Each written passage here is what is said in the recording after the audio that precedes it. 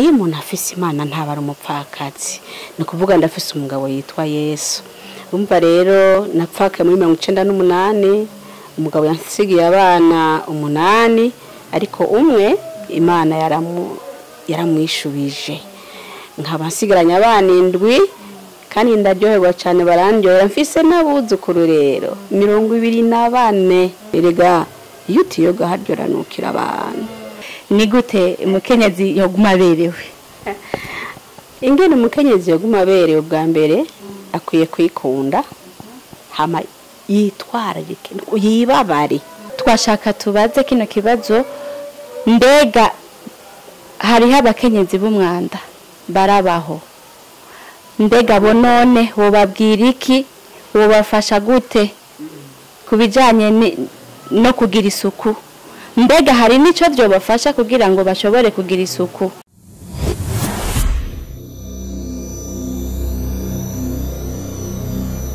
Chuti bakunzi ba Wise Woman TV, turabaramukije kandi turabashimiye kandi ko iminsi yose mudukurikirana kandi mukama mudushigikira mu bikorwa vyacu.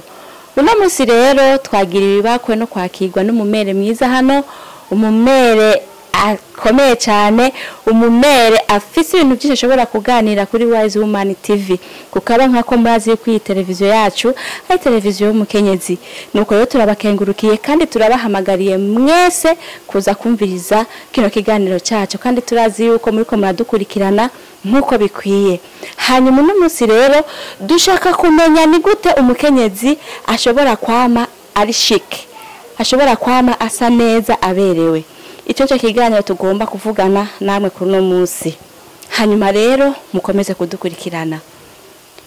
Turi kumwe n'umumere hano, tugomba banze atwidondore, atubwire ninde yivuga ubwiwe kuko arakuze, mwese murabibona ntitwomuvugira. Reka twumve umwidondoro wiwe. Murakoze cyane kumpa umwanya kandi mwakoze gose kuntumira, biranejereje cyane. Iyo ndiko ndavugana n'abangana nabo navyaye ndaryoherwa gose. Jewe nitwa Niyonsavye Edith ariko benshi bakunze kunyita Mere nkuko mwumva umenyesha makuru yavuga ko ndi Mere. Jewe banyita Mere kuko nivyo kuri ndi Mere w'abana kandi Mere w'abantu benshi. Urumva rero nitwa Niyonsavye Edith nkabandi umumama, ubu novuga ko ndi jenyene ndi umupfakazi ariko byose ndabikunda kuvuga ko ndi umupfakazi kuko iyo umuntu afise Imana ntaba ari umupfakazi ni kuvuga ndafise umugabo yitwa Yesu.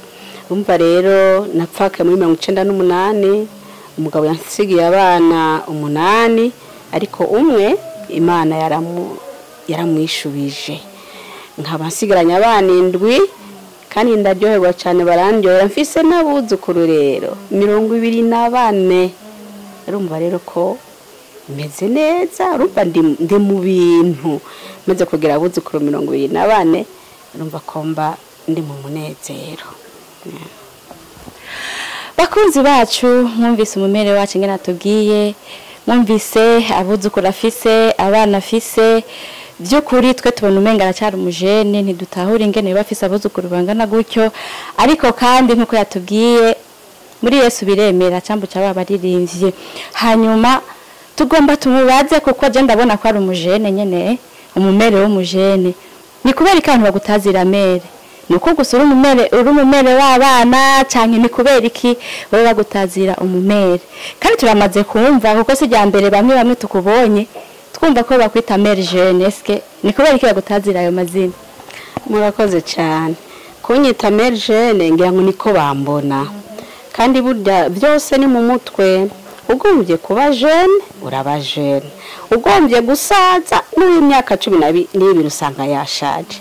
Rero jewe nitwa Mere Jeune niko banyita kuko niko bambona, uko jewe sinshima kwifata nabi kandi ikindi buryo bazi ko n'Imana irakunda abantu bifata neza. Rero neza kwifata neza kuko muri uko kwifata neza birimwo no gutuma imyaka yongerekana y'ubuzima, kuko urumva nditwararika cyane ibyanje, umubiri wanje byose ndavyitwareka kugira ngo nshishikare kuba jeune nyene. Kandi ni naho nogira no manura nti wewe rero mbonye nk'umukobwa akiri muto yifata nabi nkaba nti ni we banzo ndara none imyaka yanje nayo ikubwira wo yemera. Turi ngaho nyene ku myaka aratubwiye ngo imyaka ngo ikiyongera kubera ukuntu umuntu aba yifata neza. Nimba atari banga wibikira wewe nyene watubwira imyaka yiwawe. Yo ndakunda kubivuga cyane kuko burya gukura n'umugisha, gukura urumva Imana iba yagukunze nyene. Jewe ejo bundi muri uku kwezi k'umunani nyene itariki 12 nzoba nkwije imyaka 67. Uravyumva 67 kandi iyo yose ahani ndashima kuko n'igituma nguma nsa gutya nukubera ko nagumye muri Yesu. Ko muri Yesu guma wiyubura niko ijambo ry'Imana ritubwira guma wiyubura mu nkome z'insha nanje rero iyo 67 harabo ndayibwira ngo yangu uri kuriyongerereza ntibayemere ariko niyo myaka yiwanje yego kandi naho uzogaruka mfise 80 uzosanga nsa gutya nyene. Aratujyaye cyane mu mbere wacu bakunzi ba Wise Woman TV, komeza hano nyene mudukurikirane ibyiza biri nyuma. Hanyuma reka tubandaye n'ikiganiro cyacu, tugomba rero tumenye ni gute umukenyezi yoguma asa neza aberewe ari shike kumwe abakino gihe dukunze kubivuga.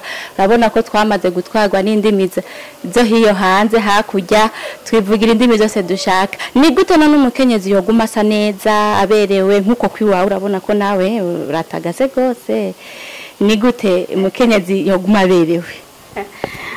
Ingene umukenyezi yoguma aberewe bwa mbere akwiye kwikunda hama yitwararike yibabari. Urumva areke kwiremereza ibyisi byose kuko hari gihe umuntu asazishwa n'ibyiyumviro byinshi. So kuvuga ko tudaca mu bibazo ariko wewe ukwiye kwiyorohereza ukiha amahoro. Uramutse wihaye amahoro bica bigutuma wibabara kuko utihaye amahoro ntusubira kwibabara. Hari utwufunguro dufungure amazi woge kandi bujya gusa neza. Si ngomba ngo ube wambaye ibintu by'ibitangaza nawe kwiyambarira kavayo urajya ukakamesa ukagera neza ugumusa neza. Yego arakoze cyane kutubwira yuko gusa neza si ngombwa ngo wambare ibintu by'ivyuma by'ibitangaza ariko ko kwifata isuku bwawe bihagije. Hanyuma ikindi naco dushaka kukubaza, umukenyezi kugira isuku mbega ni kwama yoga gusa no kwisiga ni ku mubiri wiwe gusa? Iyo tuvuze umukenyezi n'isuku wewe uvyumva gute? Ni koga, ni kwikora kugira uje mwibarabara bakubone nivyo gusa nta kindi kintu kijanye n'isuku n'umukenyezi mushobora kutubwira kugira ngo abariko baradukurikirana kuri televiziyo yacu bashobore kugira ico bahakuye? Yo isuku yoga gusa canke kwisiga. Hariho n'akajambo bakunda kuvuga mu Barundi ngo kwisigira ku buhoma. Oya ico bita isuku yegome ku mubiri birakwiye aho baye. Erega buje birateye isoni nko kumbona kwibarabara nashajije nambaye ibikomeye hanyuma yaza mu rugo wanje agasanga no gukubura ntakubura, agasanga aho mbaye umenga mba mu mwavu, agasanga abana baho mbaye nabo n'umucafu gutyo nyene. Aho jewe nta asino kubwira ngo wewe rero ngo ufise isuku. Isuku ni kuri wewe mubawe mu byawe aho baye ni muntu ni yahada ati ujya rero kujya mu mubona sa niwe niko hasa. Ego apana ko nza kwambara neza nkamera gute hanyuma waza usabye n'amazi nkabura n'igikombe nguheramwe amazi. No kuvuga isuku riri mu mpande zose mu buryo bwose s'umubiri gusa. Ego arakoze kandi niwe dukomeza kugushimira kuko uri kuradufasha cyane kwigisha abantu bose bariko barakurikirana Wise Woman TV. Hanyuma tutararangiza ikiganiro cyacu twashaka tubaze kino kibazo, mbega hariho abakenyezi b'umwanda barabaho, mbega bo none wobabwira iki wobafasha gute kubijanye no kugira isuku mbega hari nico byobafasha kugira ngo bashobore kugira isuku canke bafise isuku hari ico bibamarira canke bari muri uwo mwanda ho hari ico bibamarira ico bibungura canke ari ico bibaka murakoze cyane ahubwo kuba uri mu mwanda n'urugo rurasenyuka uko nimwibaze ngo uri umugore w'umwanda umugabo wawe yo kwihanganira oya kuko aho hanze ababona abagore basa neza bameze neza no kuvuga kuba umugore w'isuku bishobora no kuguhesha kuba ku rugo rwawe neza hamwe umugabo azoshika avuye mu dukorwa buye agasanga uri umugore usa neza kumva arakwipfuje kuko burya kugira ngo abagabo bacu batwifuza banza kuturaba ingene dusa ingene gusanze wambaye mbega wambaye zimwe wari wararanye mbega wambaye zimwe uravuye kurimamwo oya wewe uvuye mu dukorwa urifata neza ukoga ukisiga kugira ngo umugabo niyashika yumve ko by'ukuri uri kuramukwega kwega kandi ikindi naco no mu buriri yarara hari akuye gusanga ameze neza ntahava aje kuryama ku vyaha iby'abana canke ngo aryama abana bononye ibyo rero mu bisamura ngo benshi nibabizi ariko birasambura ingo cyane ukwiye kugira isuku nabivuze na kare aho uba mu byawe mu bawe uba umunyesuku rero kugira isuku kimwe biraguha no kugira amagara meza kuko iyo uri umunyamwanda utugwara twose uba waduhaye karibu muguru umunyesuku hari utugwara tumwe tudashobora gupfa kugusimbirako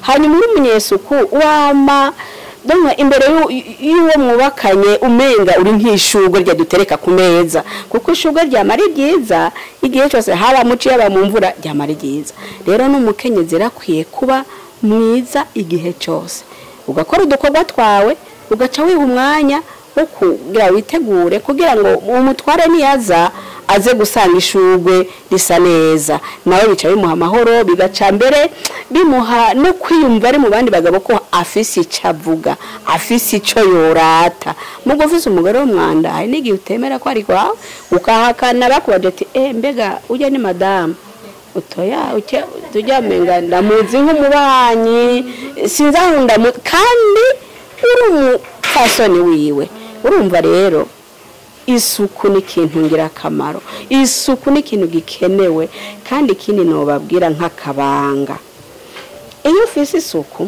n'abana bawe barakwigira ko bakwati mama duratuna yigira utuntu ugasanga nabo baripfuza kugira gutyo baripfuza kugira isuku ati mama ntashobora kwemera ko twicara mu nzu idakubuye mama niyemera ko dusasa ibitambara bitameshe kandi yazoja hariya mu Burundi bazogushimira ati ni by'ukuri ujya muvyeyi yari yarareze neza yaratoje indero yarigishije umwana ibintu by'akamaro ugasanga rero niyo umwana aroye ugumwa ushigwa hejuru yego uti rero uremeza neza ko hariho abantu baheruka isuku neza bakiriko barareshwa yo none no kubesha nukuri hariho abantu ngira ngo baherutse no kubrosa amenyo uraziye turiko turatwengera baturesha twerekana amenyo yose rero hariho abantu baheruka no koza amenyo ngira ngo bakireshwa bakabona ngo ko nashitse mu rugo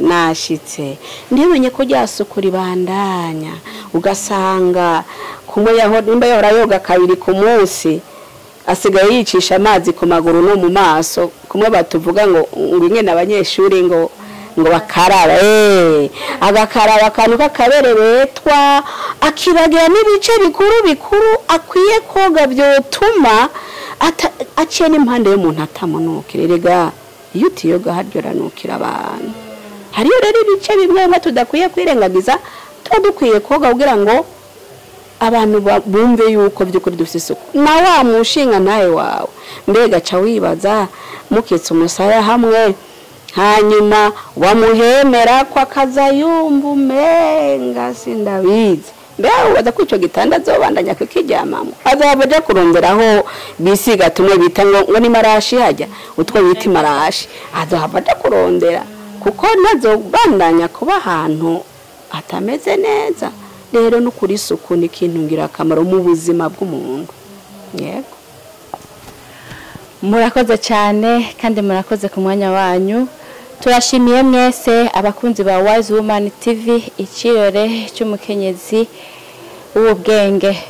Turabakengurukiye mwese ko mwabanye natwe, kandi n'ubu dukomeza kubahamagarira ibiganiro byacu, mukomeze kudukurikirana, muzoguma mubona byinshi kuri Wise Woman TV. Nuko rero reka tubasezere kuri no mwanya, ariko tubanje kandi gusubira kumva umwidondoro wa nyuma w'umuntu wacu yatwakiriye no munsi mu rugo rwiwe.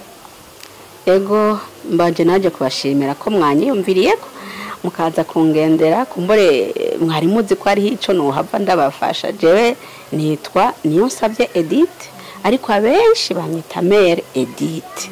Yego kandi murakoze cyane. Na jewe ndi wanyu Irakoze Liliane, naho ubutaha. Bye.